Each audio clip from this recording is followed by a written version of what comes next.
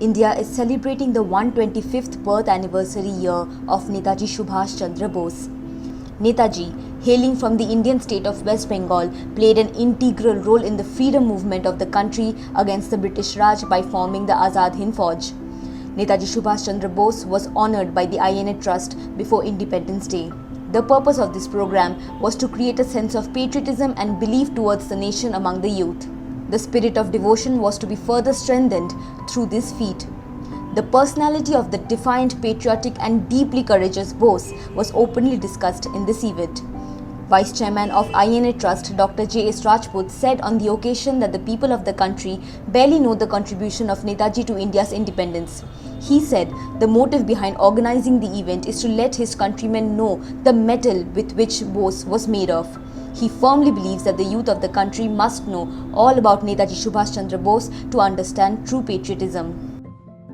देखिए, Netaji Subhash Bose INA trust इस दिशा में काम कर रहा है कि देश को उसका सही इतिहास मिले, और हम लोगों का विश्वास है कि नेताजी ने स्वतंत्रता आंदोलन में और स्वतंत्रता दिलाने में जो योगदान दिया है उसको देश ने अभी जाना ही नहीं है, पहचाना नहीं।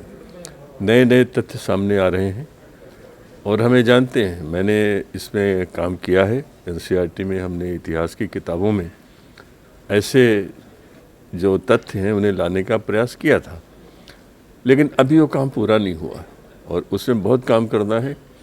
उसके लिए आवश्यक है कि देश के लोग समझें कि नेताजी क्या थे, उनका व्यक्तित्व क्या था, वे किससे प्रभावित थे, और वही आज आपने देखा होगा आज के लेक्चर में उनके व्यक्तित्व का कैसे विकास हुआ। ये मेरे युवा साथियों के लिए बहुत आवश्यक है जानना।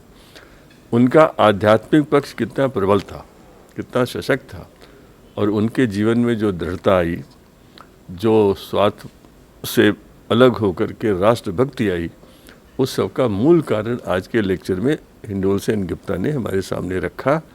और जो भी इसको जानेगा वो निश्चित रूप से इसमें से कोई न कोई ऐसे लोग निकलेंगे जो और तथ्य खोजेंगे और इतिहास को सही रूप में देश के सामने, लोगों के सामने प्रस्तुत करेंगे। देखिए, ये यहाँ दो कारण हैं। एक तो यह है कि स्वतंत्रता के बाद जैसे हमें आज़ादी मिली और सत्ता जिनके हाथ में आई, वे निश्चित रूप से, ये मनुष्य की प्रवृत्ति है, चाहते थे कि उन्हीं को सारा श्रेय मिले और किसी को ना मिले। ये सबसे महत्वपूर्ण पक्ष था।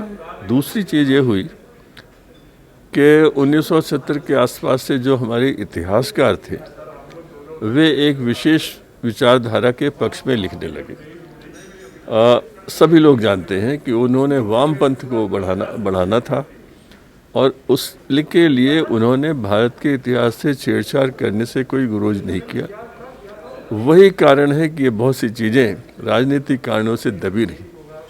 जैसे अब ये सभी जानते हैं कि लॉर्ड एटली प्रधानमंत्री न रहने के बाद जब भारत आए तो उनसे जब पश्चिम बंगाल के गवर्नर ने पूछा कि आप क्यों चले गए, कैसे चले गए, तो उन्होंने कहा नहीं, हम किसी और कारण से नहीं गए, हम नेताजी के कारण गए। नेताजी के आक्रमण से जो उन्होंने अंग्रेज़ों के लिए विरुद्ध जो सैन्य शक्ति का आह्वान किया था, उससे फिर हमारी नेवी के ऊपर उसका प्रभाव पड़ा, विद्रोह हुआ, और तब अंग्रेज़ों ने जान लिया कि अब इस देश में रहना संभव नहीं है।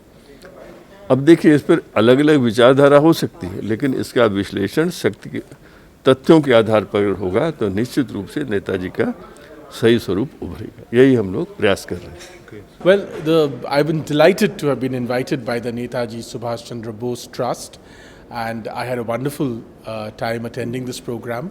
I'm delighted that they called me to speak this year. Very special also because it's 125th year or birth anniversary of Subhash Chandra Bose. And Netaji, of course, was very, very, very special. My lecture focused on the very unknown and barely commented about connection between Netaji's admiration for Swami Vivekananda and how these two legendary figures are interconnected in Indian history. ये बात कोई कहता नहीं है, but this is what I focused on, and I think that's why people really liked it. The INA Trust was established to keep the memories of Subhash Chandra Bose alive. It was done with the aim of spreading his ideas among the youth of India. Subscribe to One India channel and never miss an update.